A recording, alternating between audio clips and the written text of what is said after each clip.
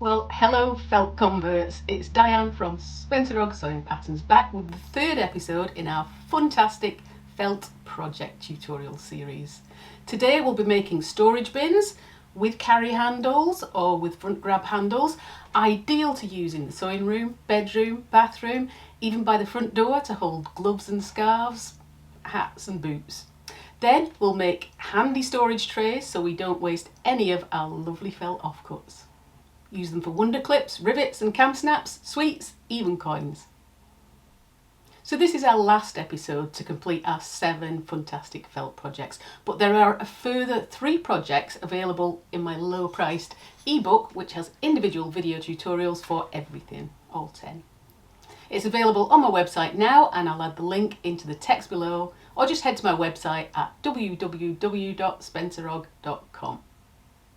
If you missed the previous 2 episodes where we made all sorts of cases and covers, from glasses cases to laptop sleeves, please do jump back and catch the previous 2 episodes. If you want to know a little more about felt, which types to use, how to cut it, sew it and handle it, then just hop back to the first episode in this series to see all the details. So if you're ready, let's go sew!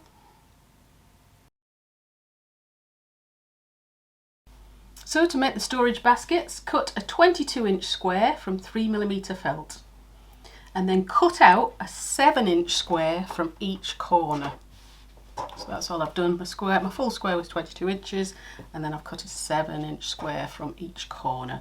Now hold on to those 7-inch squares because we're going to make some storage trays with those afterwards, so we don't want to waste those nice bits of felt. So put those to one side. Also cut 2 handles if you want to add them. 10-inch by 1-inch for long handles or 7-inch by 1-inch for short handles. Or you could use leather strips and rivet them on afterwards. We can decorate these side panels any way we wish before we make it up. There's no right or wrong way or wrong side to felt, so it's literally going to end up like this, just pulled up together. So you can decorate these panels with anything from an embroidery to a heat transfer, a badge, or I'm just going to add a little leather patch. Well, actually it's a piece of vinyl I've cut out of 2 inches by 1 inch and I'll just stitch that on there. Have a look what your handles look like with it and place it somewhere that it looks nice. So I'll stitch mine on there.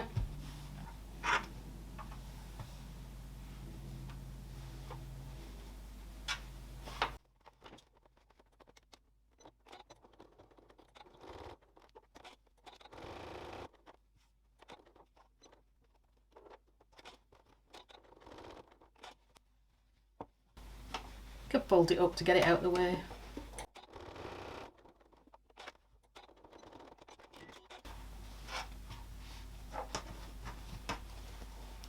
Keep trimming. So I've just added my badge there on my piece of vinyl or leather. Now to add the handles, I'm literally going to attach to that top edge, so I'm going to lay them on the front, on the right side, same side as the badge, just equally spaced like this, and then I'll stitch a box around where they overlap onto the bag. So I've left about 1 inch onto the bag there, or onto the box. Now I've just had a thought today, I might add one as a pulley storage handle rather than as a handle to carry at the top, because then I can keep it on a shelf. So I'll do that today. I'll just shorten that a little bit, it's a bit long. So let's make it about, okay, so I'm pressing that down to 6 inches.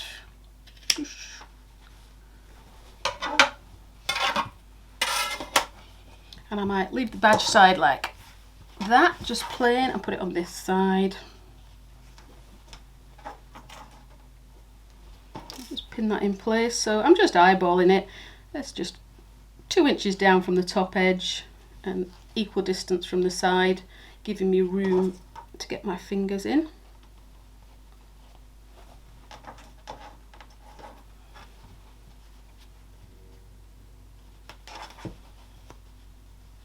So I've just pinned that in place for now. You see I've got plenty of room to get my fingers in there. So I'll just stitch that with a box shape at either side to hold it in place.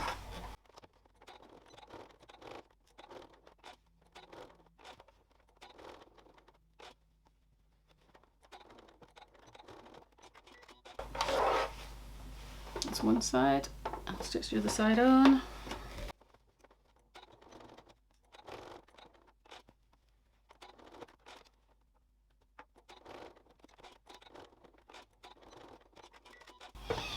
Trim that up. That's my handle attached, so you can see.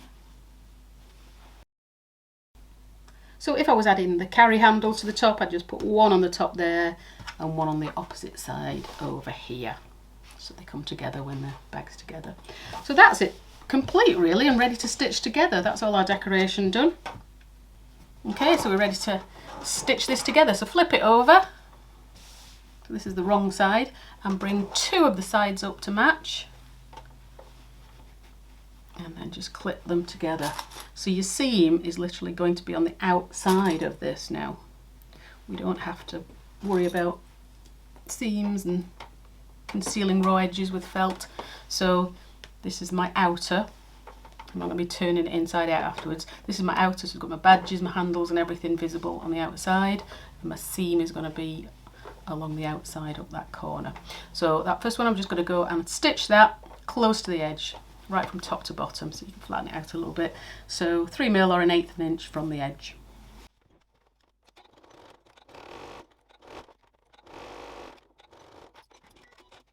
And the nice thing about felt is you can actually make the seams even bigger and have the seam allowances as a feature. But these are tiny ones. So trim up and you can see there's that first box corner done. Really simple.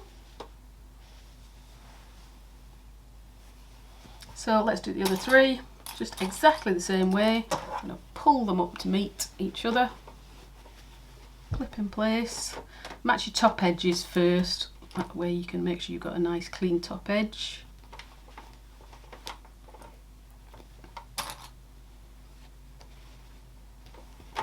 Next one, pull it up.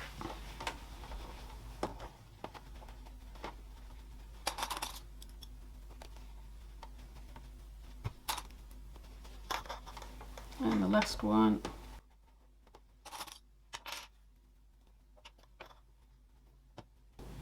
And let's stitch all three.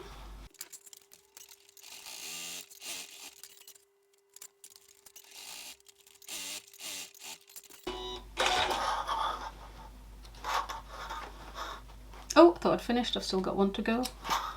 One more.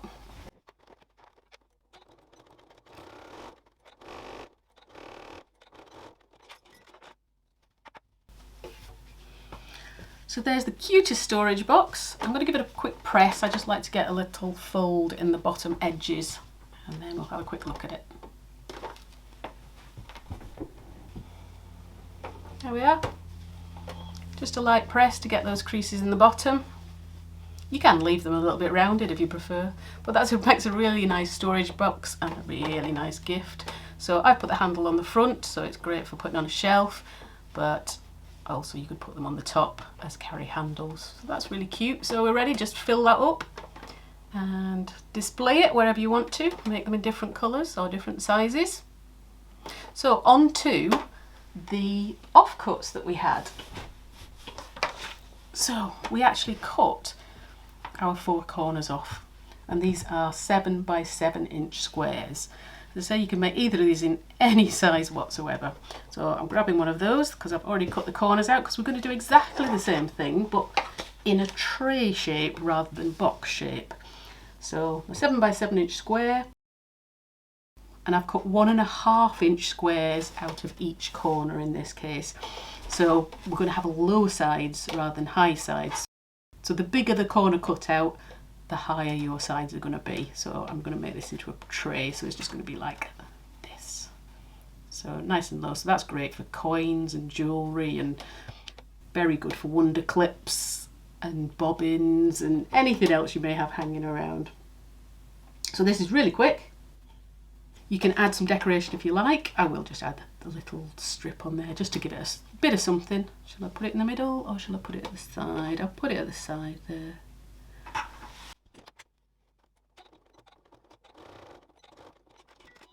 I should have put my name tag on it really, so nobody could steal it. Okay, and then all we're going to do is we're going to bring the corners together just like we did with the boxes. Put it in place. I'm going to do that with all 4 corners. Bring them together. Together.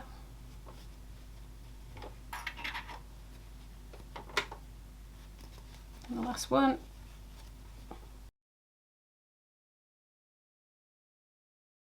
So I can now stitch that along each box corner, just close to the edge, about 3mm or 1/8 of an inch on all 4 sides.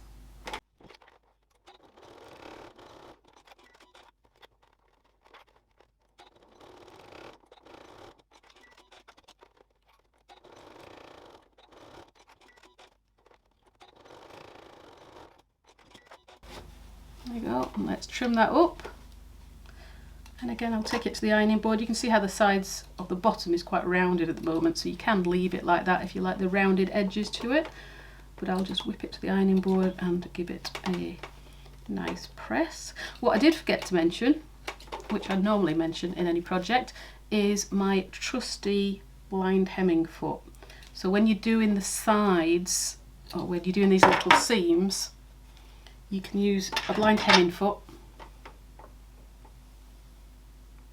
just to keep you an equal distance from the edge. Keeps your stitching nice and straight. Just move your needle to the left when you've got it on there.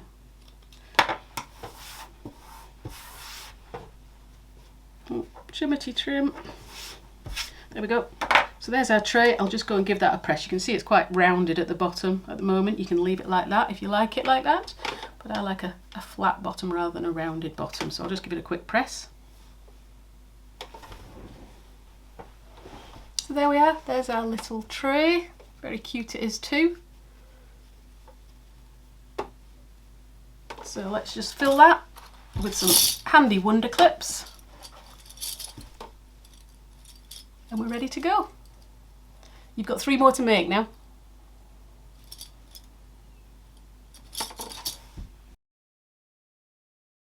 So I hope you enjoyed the 7 free projects we've now made together. Catch the previous 2 episodes on the YouTube channel if you haven't already seen them.